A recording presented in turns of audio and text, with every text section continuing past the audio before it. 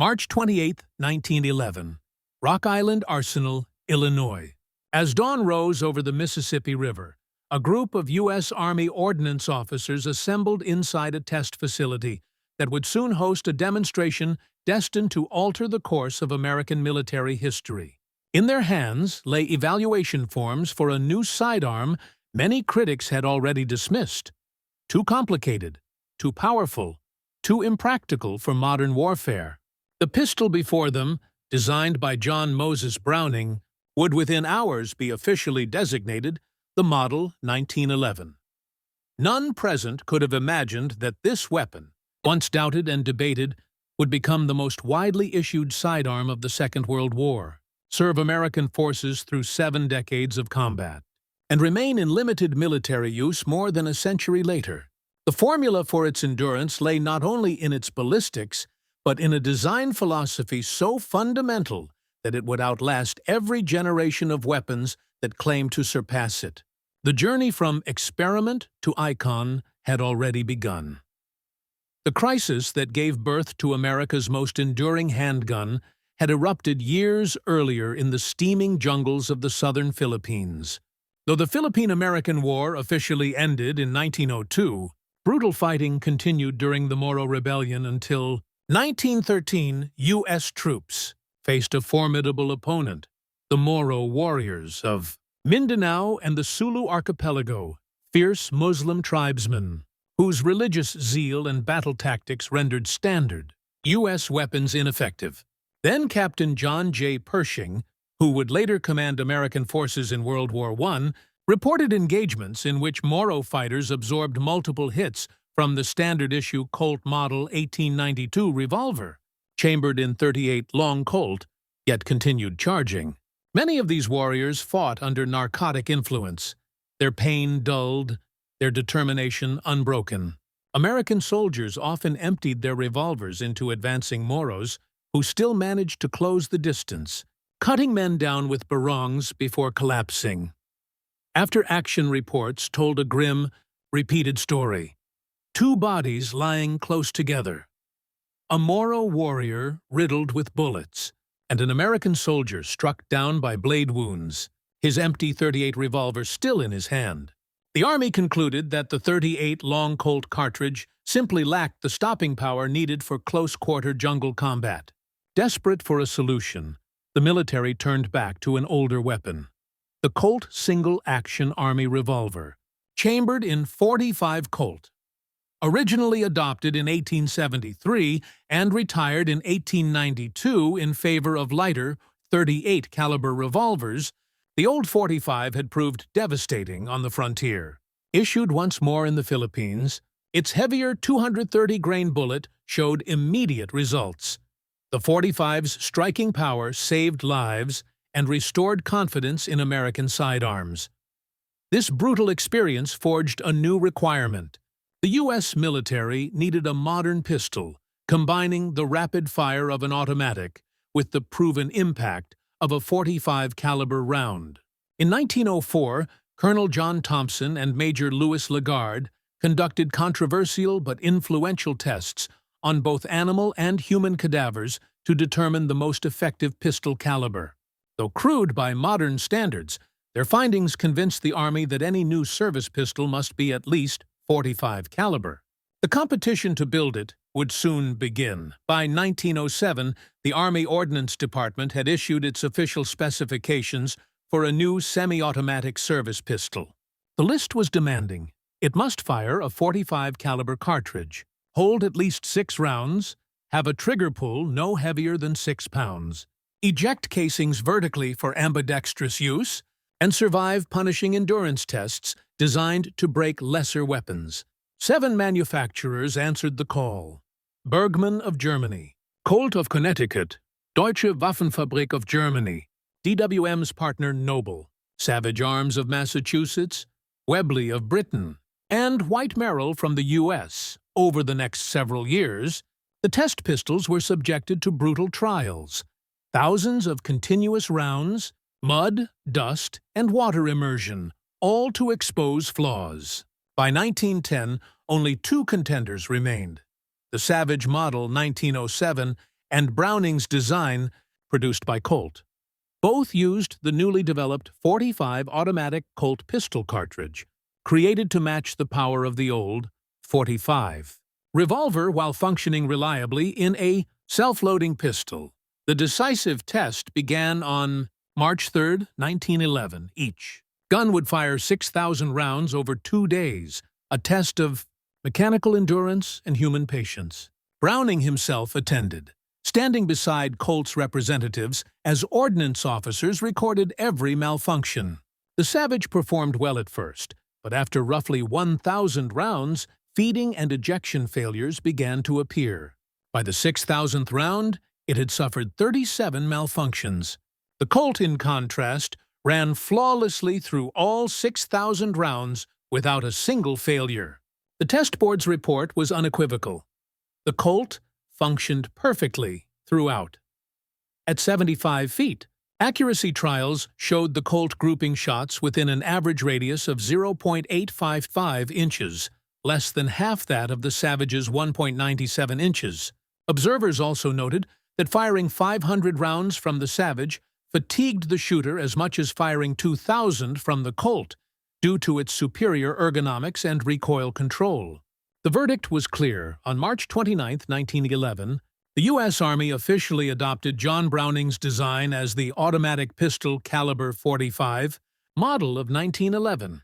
The initial order called for 30,162 pistols to be produced jointly by Colt's Hartford factory and the government-run Springfield Armory, April 6, 1917. The United States entered World War I. Within months, American troops sailed for France as part of the American Expeditionary Forces.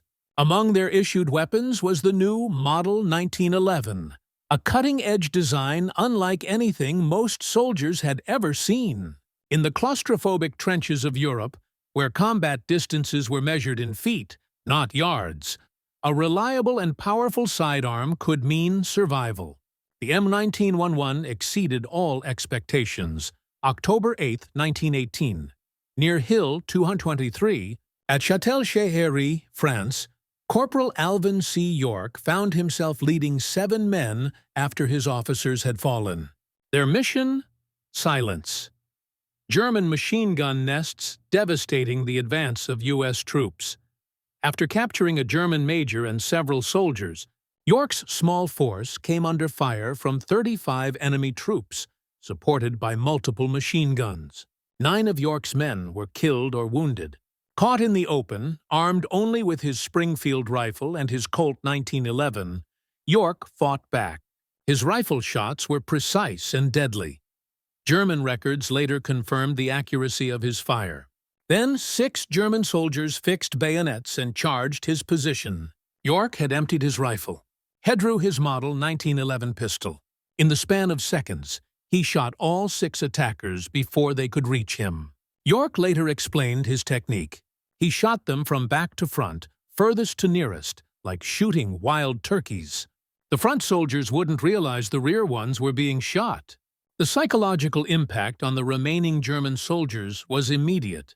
The major York had captured offered to order his men to surrender if York would stop shooting.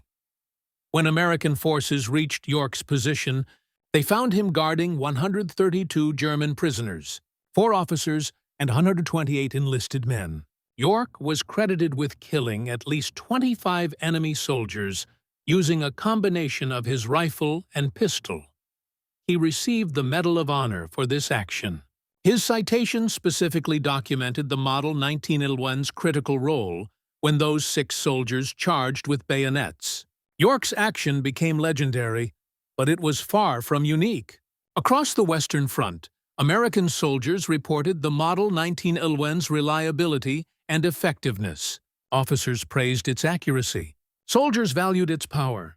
The .45 caliber cartridge firing a 230-grain bullet at approximately 830 ft/s delivered the decisive effect that combat demanded. The war ended November 11, 1918. American industry had produced hundreds of thousands of Model 1911 pistols during the conflict. Combat experience had validated every design decision. The weapon that skeptics had called overly complex had proven utterly reliable under conditions that would have destroyed lesser firearms. Caked in mud, exposed to rain and snow, subjected to the brutal conditions of trench warfare, the Model 1911 functioned. Between the wars, military experience led to minor improvements. In 1926, the modified design was designated the Model 1911A1. Changes included a shortened trigger, frame cutouts behind the trigger, an arched mainspring housing, a longer grip safety spur, a wider front sight, and simplified grip checkering. Pistols manufactured after serial number 700,000 received the A1 designation. These modifications refined the design without changing its fundamental operation. John Moses Browning passed away in 1926 just as his pistol entered this new phase of service. He had witnessed its success in World War I. Though he could not foresee the extraordinary career that lay ahead, his genius lay not in following technological trends, but in understanding fundamental principles of mechanical design. The Model 1911 embodied those principles completely. September 1, 1939, Germany invaded Poland. Within 2 years, the United States would be drawn into the largest conflict in human history. The Army began a massive mobilization that would eventually place millions of men under arms. Each soldier required equipment. The existing inventory of Model 1911 and Model 1911, or one pistols numbering in the hundreds of thousands, would prove completely inadequate for the war ahead. The industrial challenge was unprecedented. The military needed not thousands of pistols, but millions. Traditional firearms manufacturers lacked the capacity to meet this demand. The solution required transforming American industrial might into weapons production on a scale never before attempted. The government turned to companies with no firearms experience whatsoever. Remington Rand, a typewriter and office equipment manufacturer formed in 1927 from the merger of Remington Typewriter and Rand Cardex, converted a vacant Syracuse typewriter plant to pistol production. Union Switch and Signal, a railroad switching and signaling equipment manufacturer from Swissvale, Pennsylvania, organized by George Westinghouse in 1881, retooled to produce pistols. Singer Sewing Machine Company received an educational order intended to develop production capability and transfer expertise to other contractors. The Singer contract deserves special attention. Educational Order WD-3 996 issued April 17, 1940, represented a pre-war mobilization program under the Army Appropriations Act of 1938. The goal was achieving 100 pistols per hour production rate while developing detailed manufacturing documentation other contractors could follow. Singer completed only 500 pistols between serial numbers S8000, WWII, SUS, and S8000 SU 500 by December 1941. The company never achieved its production goals. The additional contract for $15,000 pistols was canceled and Singer's tooling was transferred to Remington Rand.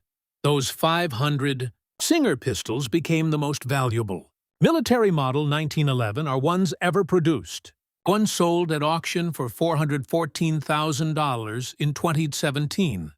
Despite Singer's limited production, the educational order succeeded in its primary mission. The manufacturing documentation Singer developed enabled rapid industrial mobilization. Companies with no firearms experience learned to produce precision weapons at scale. The production numbers tell the story of American industrial capacity. Between 1941 and 1945, 5 manufacturers produced Model 1911 A1 pistols for military service.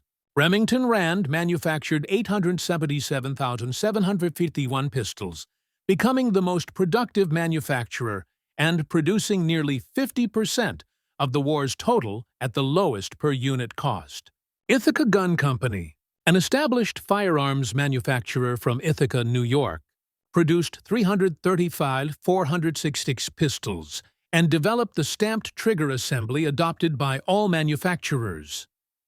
Colt, the original manufacturer, produced approximately 410,000 pistols, Union. Switch and Signal manufactured 55,000 pistols before their contract was reduced when they shifted to M1 carbine parts production. Singer's 500 educational order pistols completed the total. The combined production reached 1,878,742 pistols. This represented the largest single procurement of handguns in American military history to that point. A typewriter company became the most prolific manufacturer of military pistols. A railroad equipment manufacturer produced precision firearms. The transformation demonstrated American industrial flexibility and capacity in ways that would prove as decisive as any battlefield victory. The pistols these companies manufactured went everywhere American forces fought. Europe, the Pacific, North Africa. They equipped not only American forces but also Allied soldiers through Lend-Lease. British commandos carried them. Free French forces used them. Chinese soldiers fighting in Burma were armed with them. Soviet forces received them. The Model 1911-01 became a truly global weapon. In the Pacific theater, the Model 1911-01 proved particularly valued. The humid, corrosive environment of jungle warfare destroyed many weapons. Salt spray corroded metal mud-jammed mechanisms, rain-soaked equipment. The Model 1911-01's robust steel construction and simple design kept it functioning where more complex weapons failed. Marines Island, hopping across the Pacific, carried them through swamps and coral beaches. The brutal reality of amphibious assaults meant soldiers often waded through surf with equipment submerged. The Model 1911-01 continued functioning after such treatment. A simple field strip cleaning and lubrication restored full operation. Guadalcanal, Tarawa, Saipan, Palau, Iwima, Okinawa. Each island campaign proved the pistol's value. Marines clearing Japanese bunkers and cave systems found the .45 caliber cartridge delivered decisive results at close range. The psychological effect of the large-bore weapon in confined spaces proved as valuable as its physical characteristics. Japanese soldiers who survived encounters with American forces consistently reported fear of the large-caliber American pistols. Soldiers in New Guinea and the Philippines relied on them in close quarters, jungle combat that echoed the weapon's origins fighting Moros 4 decades earlier. The 40-year circle from Philippine jungles to Philippine jungles, from Moro warriors to Japanese soldiers, validated every design decision made in 1911. The weapon proved as effective in 1945 as it had been conceptualized for 1902. The pistol saved countless American lives in situations far beyond conventional combat. Pilots downed over enemy territory used them for defense during evasion and escape. The compact size and reliability made it ideal for survival situations. Lieutenant Louis Zamperini, whose B-24 was shot down over the Pacific in May 1943, carried his Model 1911, a 1 through 47 days adrift at sea before capture. Though he never needed to fire it, the pistol remained functional despite weeks of saltwater exposure. Paratroopers jumping behind enemy lines in D-Day and during Operation Market Garden carried them as secondary weapons when their primary weapons were damaged or ammunition exhausted. The pistol's reliability after parachute jumps, rough landings, and hours of combat made it invaluable. Tank crews, whose primary weapons were useless outside their vehicles, relied on Model 1911, a one-SIF forced to abandon damaged tanks. Numerous accounts document tank crews fighting their way to friendly lines with only their pistols after mechanical breakdowns or enemy fire disabled their vehicles. Navy personnel on ships used them to repel boarders and defend damage control parties. During kamikaze attacks, sailors fighting fires and rescuing wounded shipmates carried Model 1911, a ones for protection against infiltrators or as last resort weapons if their ship was boarded. The pistol's resistance to saltwater corrosion proved essential in the naval environment. In the European theater, the weapon proved equally valuable. Airborne operations over Normandy, Holland, and Germany saw widespread pistol use. Officers leading infantry assaults carried them.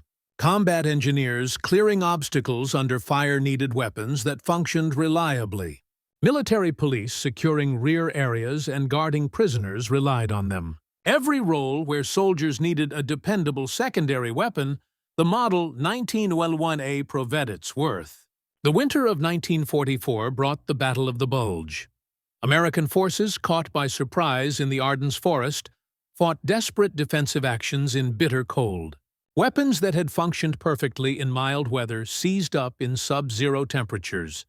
Lubricants thickened. Actions froze.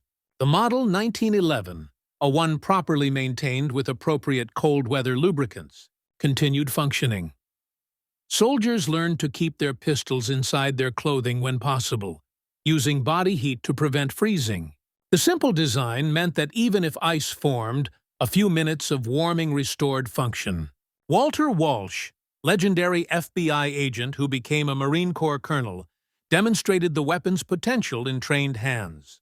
During action on Okinawa in 1944, Walsh killed a Japanese sniper from 90 yards away with a single Model 1911 pistol shot to the torso. This extraordinary feat, well documented in authoritative sources, including American riflemen, showcased what exceptional marksmanship could achieve with this platform. Walsh, who lived to 106 years old, became the FBI's oldest living former agent. August 15th, 1942. Scene 25, Japan surrendered. The Second World War ended. The United States emerged as a superpower. Its military equipped with weapons whose production had overwhelmed Axis industrial capacity. Among those weapons, the Model 1911A1 had proven itself utterly reliable across every climate and every theater. The post-war period brought new conflicts that would test the weapon under conditions its designers never imagined. Korea from 1950 to 1953 presented unique challenges. The peninsula's brutal winters brought temperatures that froze lubricants and seized mechanisms. Early in the war, soldiers discovered that weapons lubricated for temperate climates failed in Korean cold. The Model 1911A proved adaptable. Complete removal of lubricants, running the weapon dry, prevented the frost lock that disabled other firearms. Soldiers learned to fire their pistols periodically during static periods to keep actions moving through friction and heat. Brigadier General S.L. Marshall, chief historian for the European theater in World War II and Korean War combat historian, documented the pistol's performance extensively. His after-action reports noted more praise for the weapon's usefulness in Korea than during either World War. The fighting often devolved into close-quarters battles where rifles were too cumbersome.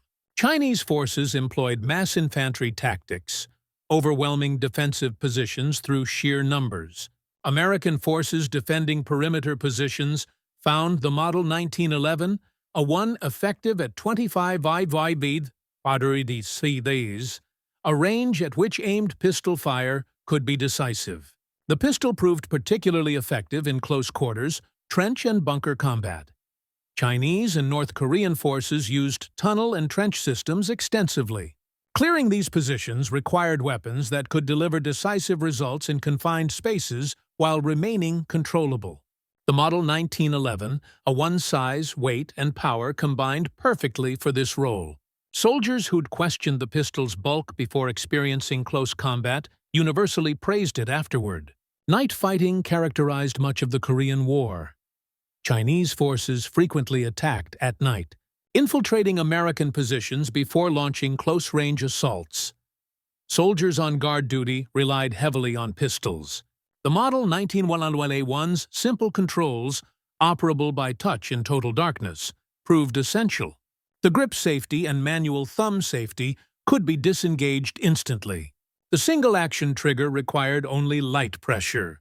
Soldiers trained to operate the weapon by feel alone, a capability that saved lives during night battles.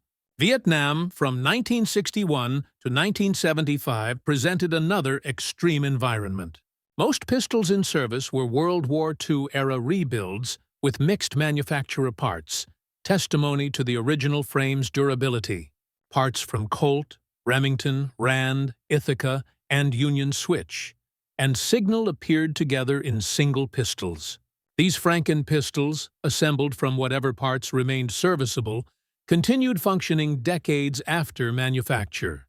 The Vietnam conflict made the model 1911, a one famous in a role its designers never envisioned: tunnel rats. Soldiers who explored the extensive Viet Cong tunnel complexes beneath Cu Chi and the Iron Triangle made the pistol their primary weapon. These underground networks extended for hundreds of miles, containing barracks, hospitals, weapons factories, and command centers. American forces needed to explore and destroy these installations.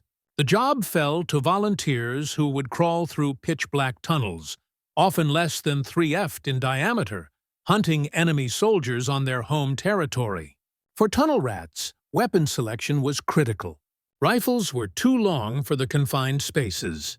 Shotguns were too bulky. Carbines were marginally better, but still cumbersome. The Model 1911, a one, proved ideal. Its length allowed manipulation in tunnels barely wide enough to crawl through. Its power meant one shot could end a tunnel fight.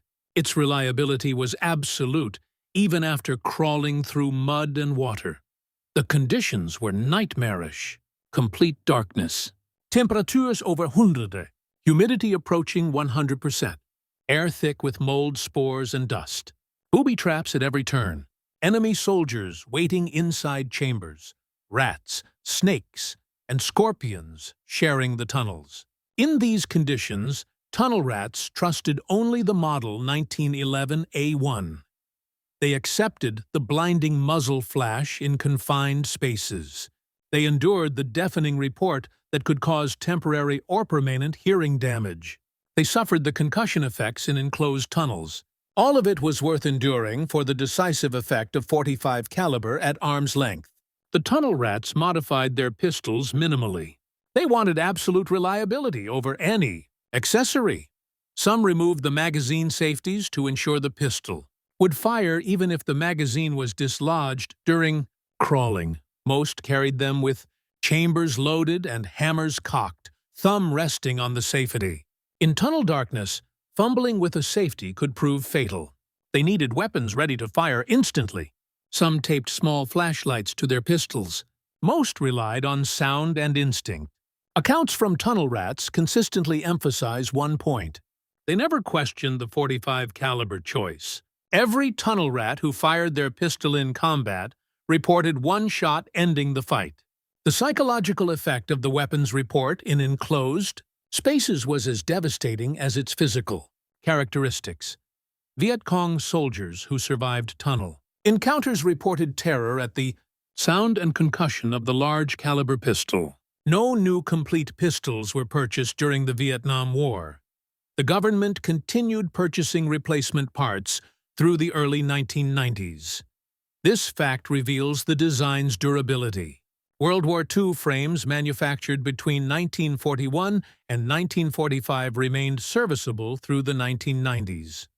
50 years of military service, hundreds of thousands of rounds fired, carried through jungles, deserts, forests, and urban environments. The frames endured.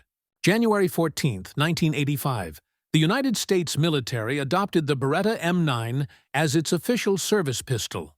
The contract called for 315,930 pistols across all service branches.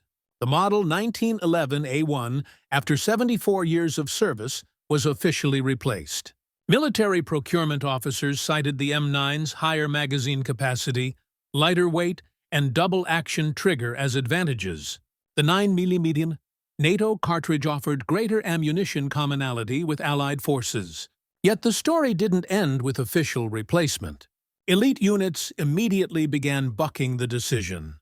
Their preference was not based on nostalgia or tradition, but on combat experience and capability assessment. Special Operations Forces, who faced the highest-stakes combat situations, chose to retain and improve the Model 1911 platform rather than adopt the newer Beretta.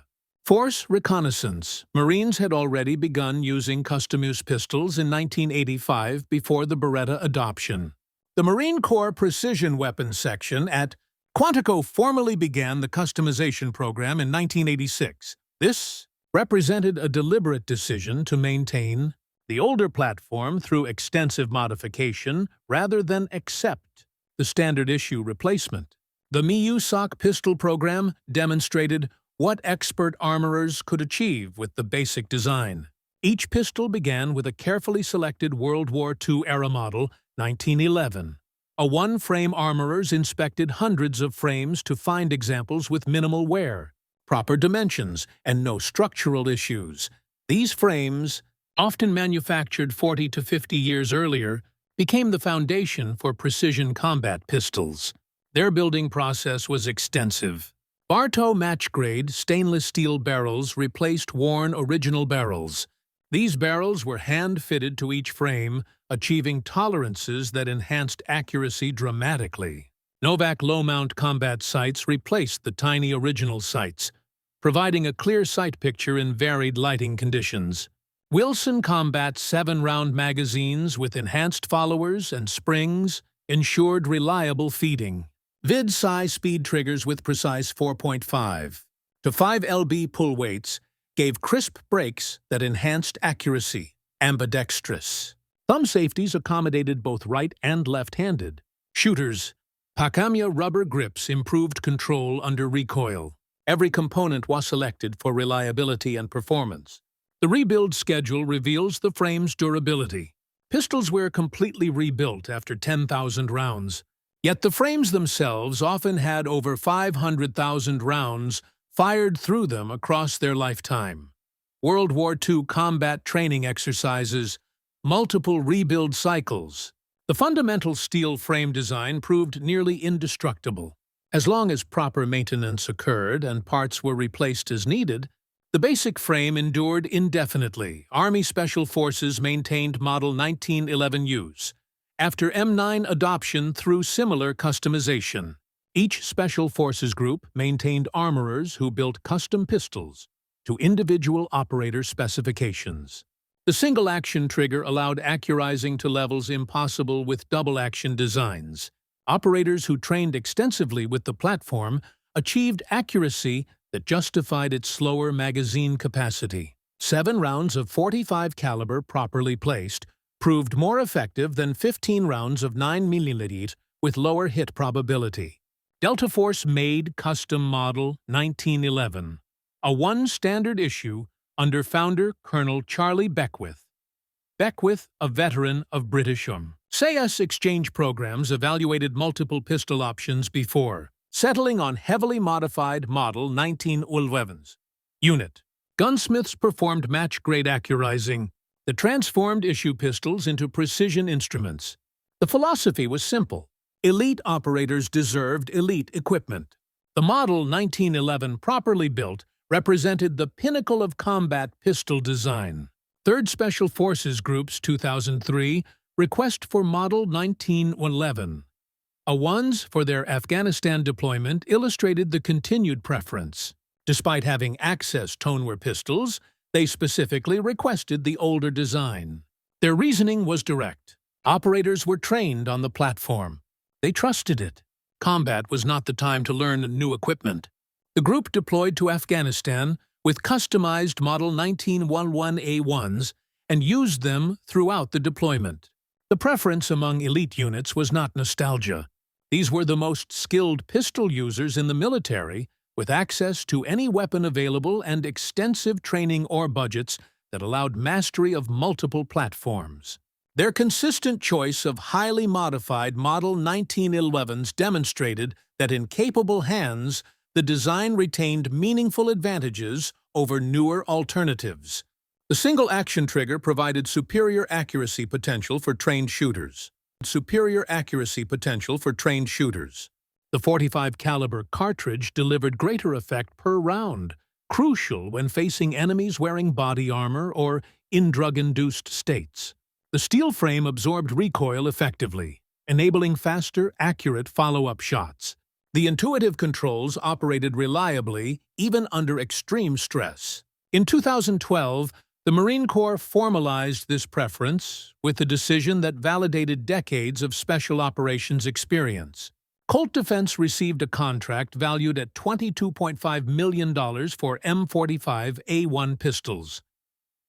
This was not a modification program, but procurement of newly manufactured pistols built to modern specifications. The initial order for 4,036 pistols included options up to 12,000 total. The Marines were investing significant funds to maintain a supposedly obsolete design rather than simply using the standard-issue Beretta. The M45A1 represented what a 21st century model 1911 could be. These were not rebuilt World War II frames, but newly manufactured pistols incorporating a century of lessons learned. Features included 5 in national match stainless steel barrels, manufactured to match grade tolerances. Dual recoil spring assemblies reduced perceived recoil and extended service life. Novak 3. Tritium night sights allowed precise aiming in any lighting condition from bright sunlight to total darkness. Ambidextrous thumb safeties accommodated both right and left-handed shooters, critical in a diverse military. MIL STD 1913 Picatinny. Accessory rails under the dust cover allowed mounting tactical lights and laser aiming devices. Desert Tansaracote finish, later changed to flat dark earth Decabond coating, provided corrosion resistance in maritime environments. Wilson Combat 8-round magazines with enhanced springs and followers increased capacity while maintaining reliability. Enhanced hammers with lightning cuts reduced lock time. Solid aluminum triggers provided crisp brakes. Empty weight was 40 ounces, substantial but acceptable given the weapon's purpose. The pistol was purpose-built for MSOC, Marine Forces Special Operations Command. These elite units conducted direct action missions, special reconnaissance, and counter-terrorism operations worldwide. Their requirements differed from conventional forces. They needed absolute reliability under any conditions. They valued accuracy over capacity. They demanded weapons that functioned after parachute jumps, submarine insertions, helicopter fast ropes, and extended operations without maintenance.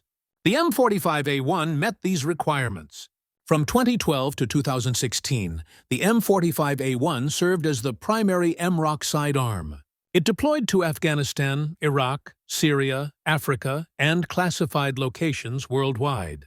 Operators reported complete satisfaction with reliability and effectiveness. The .45 caliber cartridge proved decisive in close-quarters battle. The accuracy potential allowed precise shots at extended pistol ranges. The weapon's weight, initially questioned by some, proved advantageous for controlling recoil during rapid fire. In 2016, MROC transitioned to Glock 19 pistols. The decision was driven by logistics rather than performance. The Glock's polymer frame reduced weight for extended patrols. Higher capacity mattered in sustained engagements. Commonality with other special operations units simplified training and ammunition supply. The M45A1 had performed superbly, but practical considerations drove the change. However, Force Reconnaissance continued using M45A1 pistols until the final retirement in October 2022. For these reconnaissance specialists, who operated in small teams deep behind enemy lines, the pistol's characteristics remained optimal. The unit maintained the pistols meticulously, understanding they represented the last link to over a century of Marine Corps pistol tradition. October 2022, Marine Corps Systems Command announced the complete phase-out of Model 1911 series pistols from USMC service. After 111 years, the design finally left active American military inventory. Thelist M45A1s in Force Reconnaissance were replaced by Sig Sauer M18 pistols, which Marines had selected in 2019 and began fielding in September 2020. The final retirement marked the end of the longest service life of any American military sidearm. From March 1911 to October 2022, 111 years and 7 months, some version of John Moses Browning's design had equipped American forces. No other handgun has approached this longevity. No other pistol has served through so many conflicts. No other sidearm has equipped so many soldiers across so many decades. The question naturally arises, how did a design created in 1911 remain relevant through 2022? The answer lies in fundamental excellence built on principles that transcend technological fashion. Browning understood mechanical relationships that remain valid, regardless of material science advances or manufacturing technique improvements. The locked breech tilting barrel system he designed remains the basis for most modern pistols over a century later. Glock uses it. Sig Sauer uses it. Smith & Wesson uses it. Browning's solution to managing recoil in a compact package proved so effective that no fundamentally superior alternative has emerged. Later designers refined details but retained the core mechanism. The single-action trigger, properly mastered, provides accuracy advantages that double-action triggers cannot match. The short trigger travel and crisp break enable precise shot placement. Trained shooters can exploit this to achieve accuracy impossible with heavier, longer double-action triggers. This advantage matters most to skilled users, explaining why elite military units and competitive shooters consistently choose single-action designs.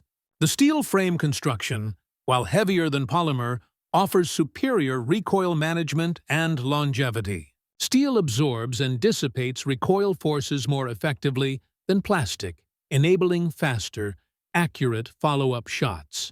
The weight reduces muzzle rise, keeping sights on target. The durability means properly maintained steel frames outlast multiple barrel spring and small parts replacements. World War II frames serving into 2022 proved this conclusively. The .45 caliber cartridge, while offering lower capacity than 9mm, provides greater effect per round. Modern ammunition technology has narrowed this gap. But the larger diameter projectile still offers advantages in barrier penetration and tissue disruption. For users who train extensively and achieve high hit probabilities, 7 rounds of .45 caliber proves more effective than 15 rounds of 9mm, with lower hit percentages. These principles established in 1911 remained valid through 2022 because they were based on physics and human factors rather than contemporary technology. Recoil management depends on mass and leverage. Accuracy depends on trigger characteristics and sight alignment. Reliability depends on simplicity and robustness. Browning optimized all these factors within the constraints of early 20th century manufacturing. Modern manufacturing improves tolerances and materials, but cannot overcome the fundamental design principles he established. The design philosophy itself proved timeless. Browning prioritized function over fashion. He valued simplicity over complexity. He designed for reliability under adverse conditions rather than optimal performance in controlled environments. He understood that combat weapons must function when dirty, wet, frozen, or dropped. These priorities created a weapon that excelled in the worst conditions imaginable. Modern pistols offer undeniable advantages. Higher capacity matters in sustained engagements, where reloading is difficult or impossible. Polymer frames reduce carry weight for extended patrols or all-day concealed carry. Modular designs allow rapid customization for different missions or user preferences. Striker-fired actions eliminate external hammers that can snag on equipment. These advantages are real and have driven military and law enforcement adoption of newer designs.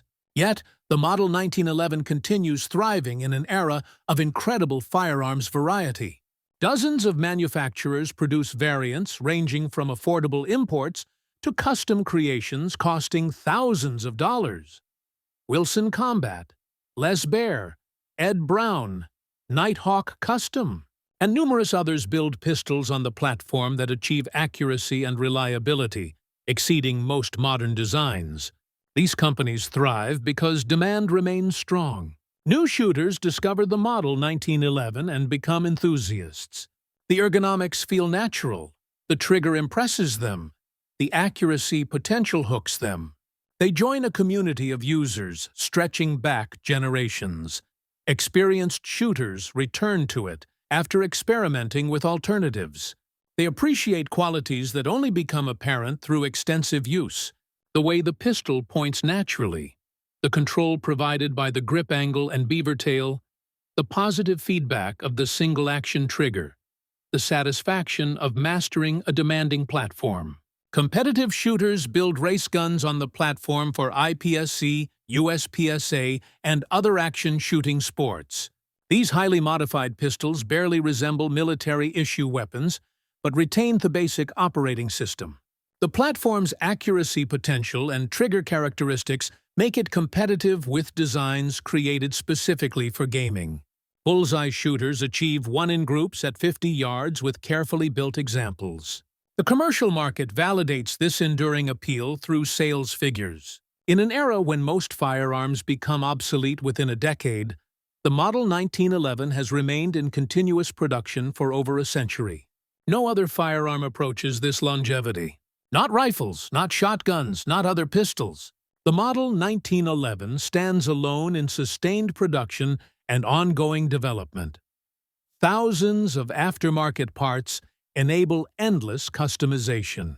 Barrels, triggers, sights, grips, magazines, springs, and hundreds of other components allow tailoring each pistol to individual preferences. Gunsmiths specialize in the platform, developing expertise passed across generations. The knowledge base supporting the design exceeds any other firearm. This ecosystem supporting a century-old design is unprecedented in firearms history and shows no signs of diminishing. The legacy extends beyond the military realm into American culture and consciousness. The pistol appears in films and literature as the archetypal American handgun. Its profile is instantly recognizable even to those unfamiliar with firearms. The squared slide, the curved trigger, the grip safety. The distinctive silhouette has become iconic. Its reputation is understood even by those who've never handled firearms. It represents an era of American manufacturing when products were built to last generations rather than years. The term 1911 has become generic, referring to an entire category of pistols rather than a specific model. This linguistic evolution reveals cultural impact. Like Kleenex for facial tissues or Xerox for photocopies, 1911 transcended its origins as a specific military designation to become shorthand for an entire pistol type. Manufacturers from Argentina to the Philippines produced 1911-style pistols. The design has been copied more extensively than any other handgun in history. The collector community preserves this history with passionate dedication. Each military model, 1911, carries stories written in wear marks and serial numbers. The World War I pistol that served in France still shows holster wear from a doughboy service. The World War II pistol that saw Pacific Island fighting bears the proof marks of wartime production urgency. The Vietnam-era pistol that armed tunnel rats shows the modifications desperate soldiers made to survive. These are not just collectibles, but historical artifacts connecting current generations to past sacrifices. Collectors pursue specific variants with intensity that outsiders find difficult to understand. Original Singer pistols, of which only 500 exist, command six-figure prices at auction. Early Colt commercial models from before World War I bring premium prices. Norwegian Kongsberg Colts manufactured under license interest collectors focused on foreign variants. The Argentine System Macolt, produced for that nation's military, represents another collecting specialty. Each variation tells part of the larger story. The craftsmen who built Model 1911 variants deserve recognition for maintaining tradition and quality standards across generations. At Colt, gunsmiths assembled pistols to exacting standards, many spending entire careers mastering the platform. Their knowledge passed from journeyman to apprentice. creating unbroken chains of expertise. At Remington Rand during World War II, factory workers transitioned from typewriters to pistols and produced them by the thousands without sacrificing quality. The women who joined the workforce during wartime proved particularly adept at the precision work required there. Contribution to victory through manufacturing excellence often goes unrecognized. At the Marine Corps Precision Weapons Shop, master armorers hand-built custom combat pistols, each one representing hundreds of hours of skilled labor. These craftsmen understood they were building weapons that would protect Marines in combat. The responsibility drove them to perfection. Every tolerance checked, every surface finished properly, every function tested repeatedly. The pistols they produced achieved accuracy levels that factory production could never match. At commercial manufacturers like Wilson Combat, Les Baer, Ed Brown, and Nighthawk Custom, modern craftsmen continue century-old traditions while incorporating contemporary materials and techniques. These builders combine traditional hand-fitting with modern CNC machining. They achieve tolerances measured in 10,000 of an inch. Their pistols represent the pinnacle of what the design can achieve with unlimited budgets and skilled labor. The fact that such businesses thrive proves the design's continued relevance. The transformation of the Model 1911 from outdated design to legendary weapon occurred through accumulation of combat experience across multiple generations of soldiers. Those who carried it in desperate situations reported back. Officers who relied on it recommended it to their troops. The reputation spread through personal testimony rather than marketing campaigns. This organic growth of respect, earned through proven performance under the worst possible conditions, created a legacy that survived official replacement by decades. Veterans speak of their issued Model 1911s with reverence that transcends rational evaluation. The pistol becomes personalized in ways that modern military equipment rarely achieves. Soldiers name their pistols. They maintain them obsessively. They formed bonds with their weapons that bordered on superstition. A pistol that had performed flawlessly through countless firefights became a trusted companion. Its grips grew smooth from years of use, the bluing worn away where hands and holsters met. Each mark told a story, a record of survival etched in steel. For those who carried the Model 1911 into battle, it was far more than a piece of machinery. It was the one tool they could rely on when everything else failed. Rifles could run dry, machine guns might jam, radios could go silent, but the pistol, properly cared for, would still fire. It was the last resort when combat closed in to arm's length, the instrument that could mean the difference between life and death. That kind of trust, born in the crucible of battle, cannot be measured or replaced. Soldiers who lived because their sidearm never faltered carried a loyalty no advertisement could inspire. The tale of how a supposedly outdated pistol became the most widely issued sidearm of World War II, served through 7 decades of U.S. conflicts, and still endures more than a century later, proves a simple truth: genuine design excellence outlasts fleeting innovation. The Model 1911 triumphed because every feature prioritized practicality over style, dependability over complexity, and function over fashion. John Moses Browning's brilliance was in knowing what truly mattered, not chasing trends or exotic materials, but adhering to mechanical principles that would remain sound for generations.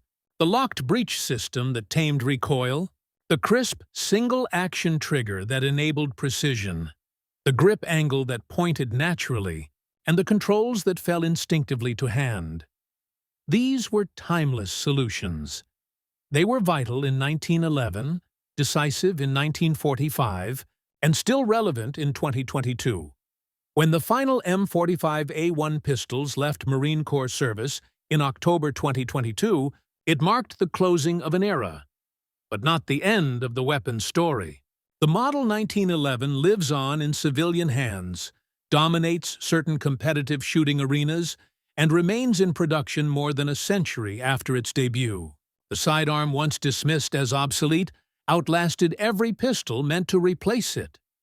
In the end, the equation was simple.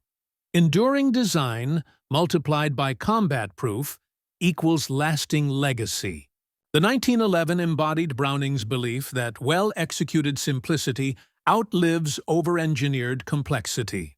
That truth, proven across 111 years of service and countless civilian uses, stands as a monument to timeless engineering. For those who carried it, the Model 1911 symbolized confidence.